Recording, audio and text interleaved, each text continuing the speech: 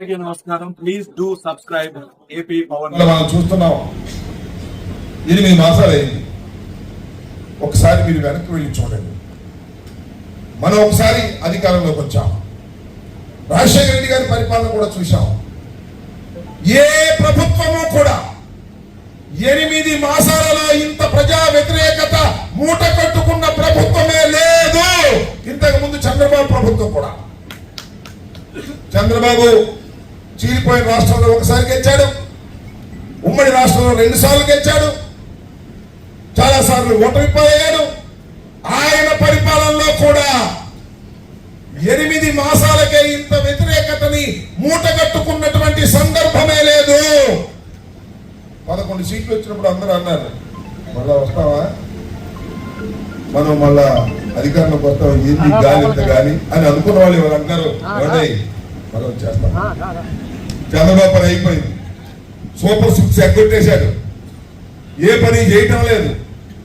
Super 6 నేను ఇస్తానని చంద్రబాబు నాయుడు గారు ప్రతి మీటింగ్ లో చెప్పాడు. దానికి గ్యారెంటీ ఇచ్చాడు ఎవరు? పవన్ కళ్యాణ్ గారు. జనసేన వాళ్ళు గ్యారెంటీ ఇచ్చారు. ఏ మాటకి ఆ మాట చెప్పాలి. బీజేపీ మేము గ్యారెంటీ ఇవ్వమంటారు. ఈయన ఎగ్గొడితే గ్యారెంటీ అని కూడా మాట్లాడట్లా. రామబాబు కూర్చున్నాడు, అప్పుడైతే గ్యారెంటీ ఇచ్చేశాడు. రోజు పొగుడుతున్నాడు ఇవాళ చంద్రబాబు నాయుడు గారిని. చంద్రబాబు నాయుడు గారు ఉన్నంత కాలం ఆయనే ముఖ్యమంత్రిగా ఉన్నారంట. ఒప్పుకుంటారా? మీరు నేను ఒప్పుకున్నా, మనం జనం ఒప్పుకున్నా, వాళ్ళ భార్య వాళ్ళ అబ్బాయి ఒప్పుకునేది. నువ్వు దిగో, అబ్బాయి ఎక్కుతాడు అంటున్నారు. లోపల రాజకీయం జరుగుతున్నది అదే. ఆ విషయాన్ని మీరు గుర్తుపెట్టుకోవాలని మనం చేస్తున్నా. 8 మాసాలకే కూటమి కుళ్ళిపోయింది, ప్రజా వ్యతిరేకత పెరిగింది.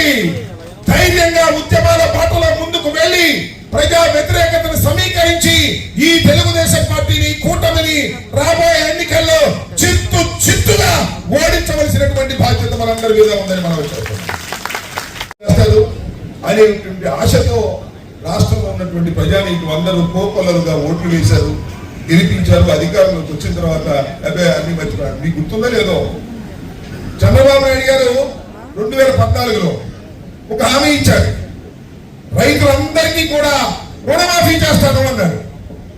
చాలా మంది రుణమాఫీ ఎట్లా చేస్తావా, రాష్ట్రం విడిపోయింది కదా, విడిపోతే ఆదాయం తగ్గాయి కదా, ఎలా చేస్తామంటే నేను ఎకనామిక్స్ లో తిట్టని నేను చేస్తానని చెప్పాడు. చేస్తానని చెప్పడం కాదు, ఎక్కడికైనా ఏం తిట్టా మీటింగ్లు జరుగుతూ ఉంటే, ఏమా మీ మెడలో బంగారం లేదే, మీ ఆయన బ్యాంకులో పెట్టాడా, ఏ అసలు సైకిల్ మీద గుద్దే నీ బంగారం ఇంటికి నడిచి వచ్చేద్దాం.